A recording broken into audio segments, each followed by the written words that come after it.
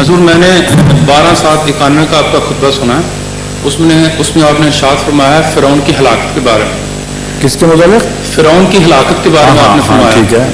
تو وہ نئی تحقیق جو میرے پاس سامنے آئی ہے، میں اپنی کم مائگی اور کم علمی کی وجہ سے صحیح سمجھ نہیں سکا.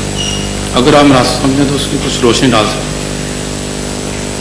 میں نے تو اس خطبے میں وضاحت سے بات کر دی تھی. کون سا ابہام رہتا ہے جس کے متعلق آپ پوچھنا چاہتے ہیں؟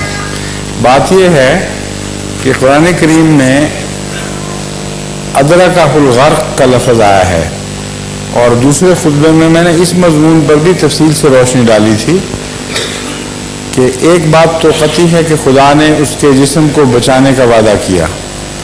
پہلے ہم یہ اس کا مطلب سمجھتے رہے کہ صرف لاش کو بچانے کا وعدہ ہے، لیکن اس کا ایک مطلب دوسرا بھی بنتا ہے عربی میں کہ ہم تمہیں بدنی طور پر تو نجات دے دیں گے، روحانی طور پر نہیں دیں گے.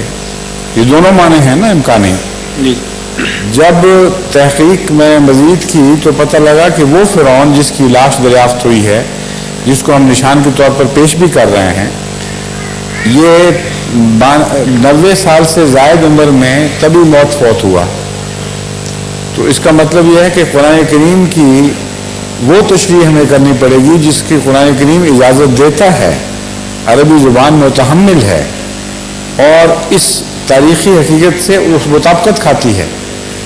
تو یہ مطلب بنے گا کہ خدا نے اس سے یہ وعدہ کیا تھا کہ میں تیرے بدن کو بچا لوں گا، لیکن یہ وقت روح کی نجات کا نہیں ہے. اس لیے ایک ایسے بدنصیب شخص کے طور پر تو کچھ اور دیر دنیا میں رہ جائے گا جس کی روح مردہ ہے، روحانی لحاظ سے اس میں کوئی زندگی نہیں، اور تجھے اس کے نتیجے میں جنت عطا نہیں ہوگی بلکہ جہنم جو مقدر ہو چکی ہے وہی رہے گی. اور بعد میں یہ اس غرض سے ہے تاکہ بعد میں تیری لاش کو ممی کرنے کا لوگوں کو موقع مل جائے اور تو آئندہ آنے والی نسلوں کے لیے عبرت کا نشان بن جائے.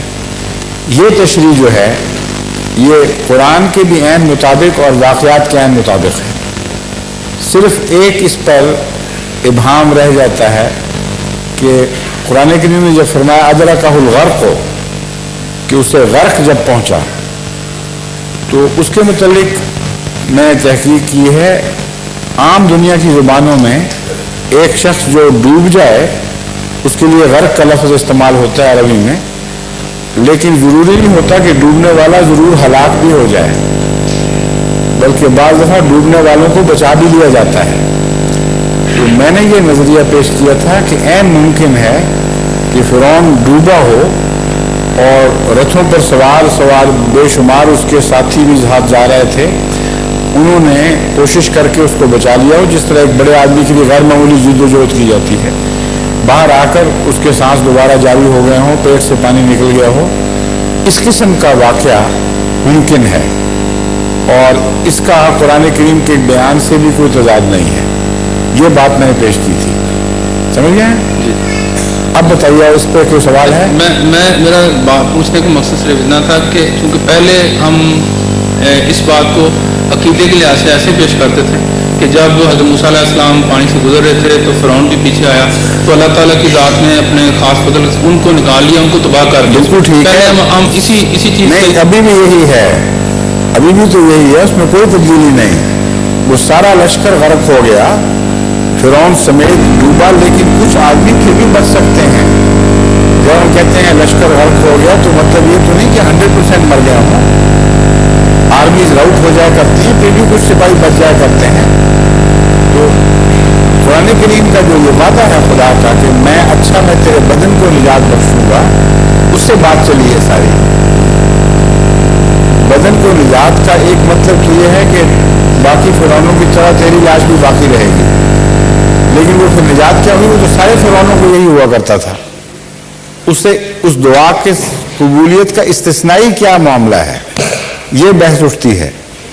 اس لیے میں نے بیان کیا تھا خطبے میں، ہمیشہ میرے ذہن میں یہ بات رہا کرتی تھی کہ کچھ بات ایسی ضرور ہے. یہ لفظ جو ہے کہ میں تیرے بدن کو نجات بخشوں گا، اس کا صرف یہ ترجمہ کر لینا کہ ممی بنائی جائے گی، یہ کافی نظر نہیں آتا.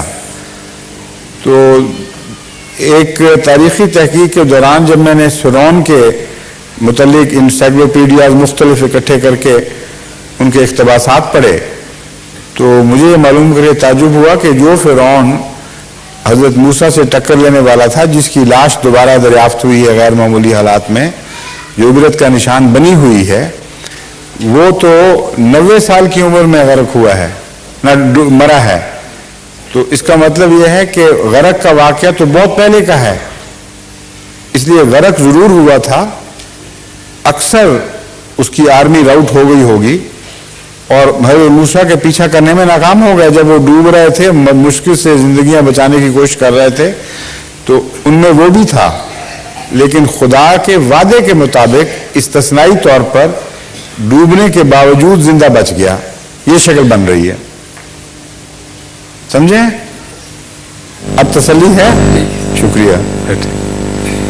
آگے آ جائیے. وعلیکم السلام.